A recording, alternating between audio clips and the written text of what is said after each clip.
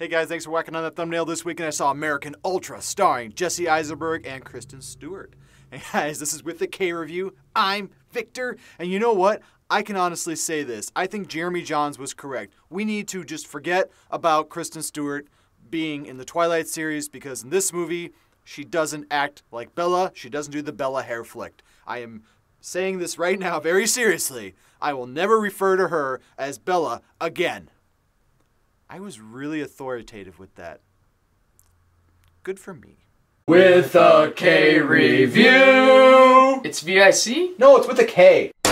Oh. So when I first started seeing trailers for American Ultra, I was like really wanting to see this movie. And that's what I usually start out my reviews as, like I really wanted to see the movie, but to be honest, I really did want to see this. This movie looked like something that was going to be really ultra violent all the time. Jesse Eisenberg was like going to have his character just kind of go through this whole army of people and just be awesome and just kind of like shooting everything with explosions. And there is that in this movie. Believe it or not, there is explosions, there is violence, there is all sorts of things that make you go, gross. But really, all those explosions and all that violence that you might have seen in the previews for the movie, that was kind of like a lot of what was in the movie. And again, thank you Hollywood for, again, ruining something with previews. However, I did like the way this movie was done. This movie was kind of done like Agent 47 Hitman. And again, this is not like a video game movie, but this movie had the ability to be so much more. There were things in this movie, especially with the character played by Walter Goggins. I thought he could have been a much better character in this movie because you have this character named Mike who's the stoner and he's trying to just live a normal life and he turns out to be a sleeper CIA agent.